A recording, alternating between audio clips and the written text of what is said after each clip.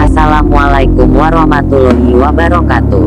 Sobat, bagi kebanyakan masyarakat di tanah Jawa dan Bali, ada sosok yang dipercaya merupakan penguasa Laut Selatan, yakni Nyi Roro Kidul atau Ratu Pantai Selatan. Nama asli Nyi Roro Kidul banyak menjadi bahan pertanyaan masyarakat. Salah satu versi menyebutkan, penguasa Pantai Selatan itu adalah anak dari Prabu Siliwangi. Menurut salah satu versi cerita, Nyi Roro Kidul merupakan putri dari kerajaan Pakuan Pajajaran. Nama asli sang ratu adalah Putri Kandita. Putri Kandita yang cantik jelita mewarisi memiliki sifat Sri Baduga Maharaja. Bahkan direncanakan untuk menduduki tahta kerajaan Sunda. Kendati demikian, banyak versi yang menerangkan tentang jati diri sang ratu.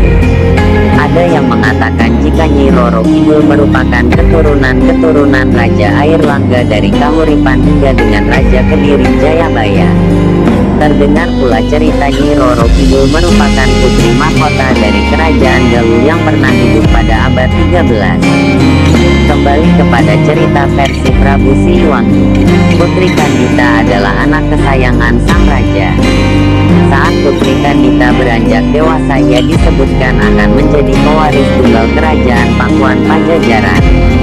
Namun keputusan Prabu Siliwangi itu ditentang oleh anak maupun selir lainnya. Hingga pada suatu hari para selir dan anak-anak Prabu Siliwangi berkumpul untuk menyusun rencana guna menyingkirkan Putri Kandita. Seorang penyihir sakti ilmu hitam pun dilibatkan untuk mengeluarkan Putri Kandita dari istana Pakuan Pajajaran. Akibat sihir tersebut, Putri Kandita menderita kusta dan tubuhnya dipenuhi dengan borok yang mengeluarkan bau busuk.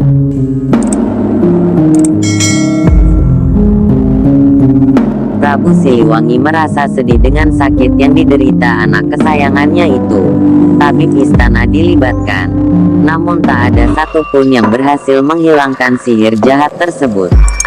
Suatu hari para selir dan anak-anak mereka datang menemui dan menghasut Prabu Siliwangi. Mereka mengatakan jika penyakit Putri Kandita berbahaya dan bisa menular kepada sang raja. Siasat jahat ini menyarankan agar Prabu Siliwangi mengusir Putri Kandita dari Pakuan Pajajaran. Awalnya Prabu Siliwangi menolak, namun dengan berbagai pertimbangan akhirnya ia menyetujuinya. Tanpa sepengetahuan ternyata Putri Kandita mendengar pembicaraan tersebut. Ia sangat sedih dan kecewa hingga akhirnya melarikan diri dari istana. Berhari-hari ia berjalan menjauh dari istana hingga sampailah di pesisir pantai selatan Jawa. Saat lelah menghampiri, Putri Kandita memutuskan untuk tidur di atas batu karang. Kemudian ia bermimpi mendengar sebuah suara gaib yang menyuruhnya menceburkan diri ke laut agar penyakitnya dapat sembuh. Putri Kandita yang terkejut dengan itu akhirnya terbangun. Ia meyakini suara gaib tadi merupakan wangsit yang harus dilaksanakan demi kesembuhan dirinya. Tanpa ragu ia menuju menerjang ombak pantai selatan dan seketika borok di kulitnya hilang. Kesembuhan Putri Kandita tidak membuatnya kembali ke Pakuan Pajajaran dan menguasai tahta yang diwariskan ayahnya. Ia lebih memilih tetap tinggal dan menetap di pantai selatan dan hidup bersama dengan penduduk sekitar yang bekerja sebagai nelayan tersebut. Sejak itulah Putri Kandita dikenal sebagai penguasa Laut Selatan Jawa yang kemudian bergelar Nyi Roro Kidul.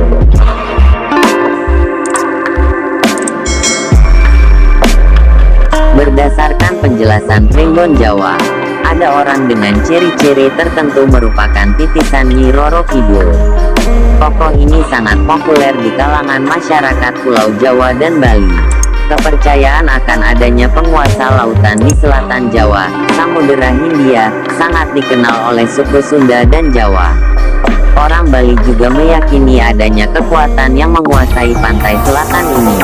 Sosok ini dipercaya memiliki kekuatan mistis yang dapat mempengaruhi apapun yang dia kehendaki. Banyak juga yang percaya jika Nyi Roro Kidul memiliki titisan yang membaur dengan manusia pada umumnya.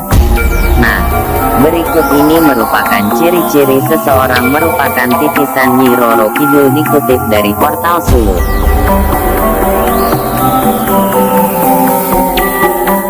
1. Seseorang yang dipercaya merupakan titisan Nyi Roro Kidul akan sering merasakan sesuatu yang tidak asing baginya, padahal dirinya sendiri belum pernah melihat, mengenal atau datang ke tempat tersebut.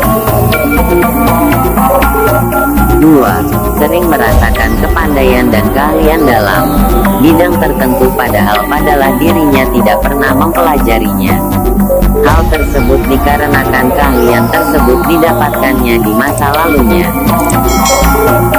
3. Merasa sangat memahami betul daerah tersebut padahal dirinya tidak pernah mendatangi daerah tersebut. Hal ini kata Primbon Jawa dikarenakan dirinya pernah melakukan perjalanan ke daerah tersebut di masa lalunya. 4. Seseorang yang merupakan titisan Nyi Roro Kidul sering melihat gambaran masa lalu di pikirannya, padahal dirinya tidak pernah mengalami hal tersebut. Menurut Primbon Jawa ini merupakan gambaran tentang kisahnya yang dialaminya di masa lalu atau orang di sekitarnya. 5. Memiliki karakter, sifat serta pemahaman tentang sosok pada masa lalu serta gambaran sejarah tentang tokoh tersebut. Kata Primbon Jawa hal ini bisa saja terjadi dikarenakan dirinya mengenal sosok tersebut di masa lalu baik secara hubungan pertemanan, kekeluargaan atau sebagai lawan dalam pertempuran. Demikianlah ciri-ciri seseorang yang dipercaya merupakan sosok titisan dari Ratu Pantai Selatan atau Nyi Roro Kidul. Terlepas dari itu semua, percaya atau tidak, kita sebagai umat yang beragama wajib mempercayai kalau makhluk-makhluk gaib itu memang benar adanya. Karena semua itu telah banyak dijelaskan di dalam Al-Quran dan hadis. Yang harus kita lakukan sebagai umat beragama adalah selalu mendekatkan diri kepada Sang Maha Pencipta alam semesta dan memohon agar senantiasa dijauhkan dari hal-hal yang tidak diinginkan. Sekian video singkat dari kami.